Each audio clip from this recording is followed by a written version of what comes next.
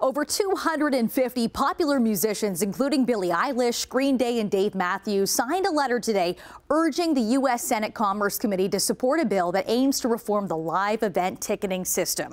The Fans First Act, which was introduced and referred to the Commerce Committee in December, hopes to remedy three major issues in the ticketing industry: ticket transparency, consumer protection, and preventing bad actors from charging exorbitant resale prices. It comes amid reports that the U.S. Justice Department is planning to sue Live Nation and Entertainment, the country's largest concert promoter and parent company of Ticketmaster, for breaking America's antitrust laws. For more on how the First Fans Act could shake things up for the ticket industry, we're joined by the executive director of the National Independent Venue Association, Stephen Parker. Stephen, why is your organization championing this act? It's because of what we're hearing from fans and artists. Artists set the price of a ticket to make it as affordable as possible for fans. And when predatory resellers and resale platform and ticket brokers are buying up those tickets at face value using technology that is illegal in many places and should be illegal in others to cut the line in front of fans, something has to be done.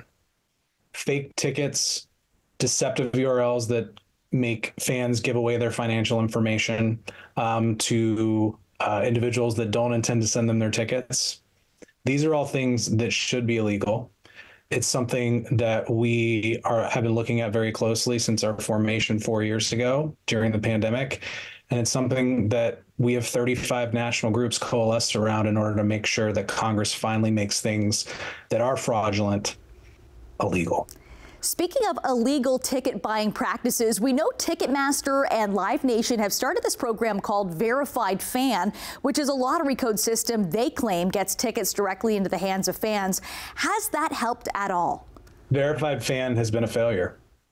We know this because we have seen documentaries and ticket resellers and ticket brokers that are bragging about the fact that they have hundreds of accounts.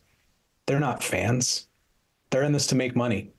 They're in this to make sure that they can make money off of the backs and artists and fans that are just trying to connect with each other so that one can see a show and one can live out their dream on stage. Concert buyers have noticed that the effort to buy tickets to a show has significantly increased in the past few years. What has changed that's making ticket sales so volatile?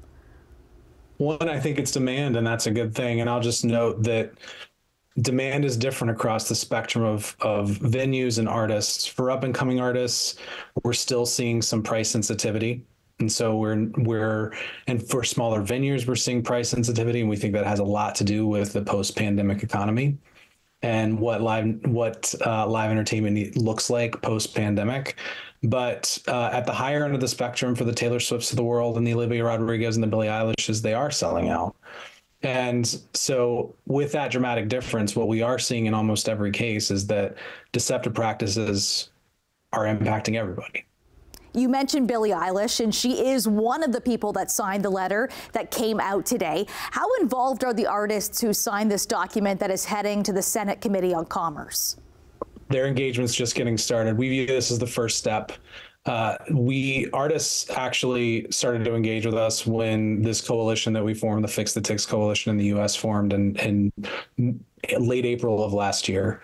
And we saw legislation finally introduced in Congress in December. And it's been this slow build of artists raising their hand and saying, what can we do? This is the first step.